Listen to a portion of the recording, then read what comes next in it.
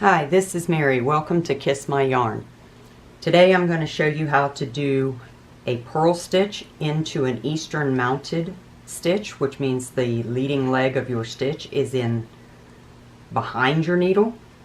It's called an eastern purl stitch, and you do it with the yarn remaining behind your needles.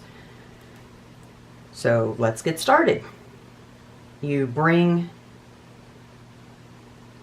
your working needle, in my case it's my right needle, under that yarn, it's not a big movement, into the back of the stitch like this. You see that's how the stitch opens up naturally. And then just pull that tip right around to the back. Let the yarn fall in between the two needles like that. And then as you pull your working needle out, you just scoop that yarn. Let's try that again.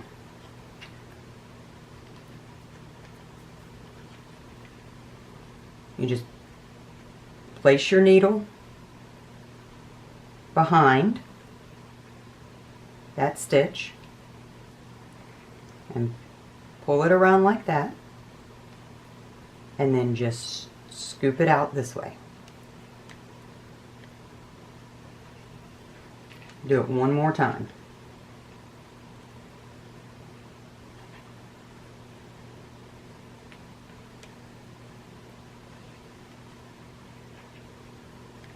Now, as you get more comfortable with this, you won't be doing an exaggerated hand motion or anything. Your hands will barely be moving, and it'll look something like this at full speed.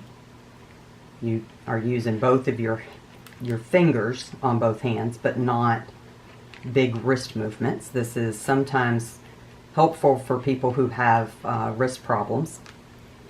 So let's try it again one more time slow. Just bring your needle under, through,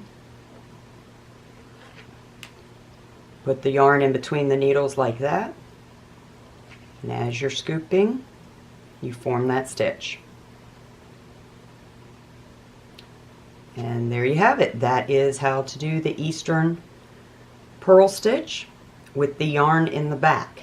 If you want to do it with the yarn in the front for some reason, it's similar. You just bring your yarn to the front, bring your needle into the back of the stitch like you would for the other way, and kind of wrap that yarn down and around this way. So under and then over, so it's a clockwise wrap. And then just pull the yarn that way through that stitch. So let's try that one more time. You've got your yarn in your left hand. You bring your needle up from behind that stitch into the working leg. Wrap the yarn clockwise. And then pull it through the stitch like that.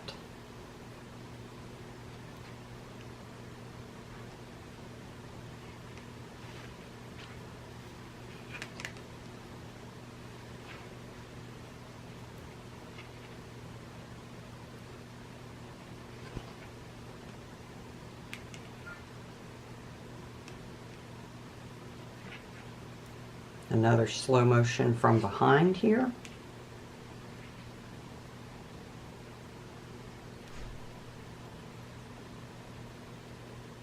And that's it. This makes ribbing a whole lot easier by wrapping the yarn clockwise around the stitch. You see how that's going clockwise this way? If you were looking at the point of that needle there, you're wrapping it clockwise. That automatically sets your next row up to be knit or purled with your stitches mounted in the eastern way. It makes ribbing easier. It makes a lot of things a lot easier and a lot quicker.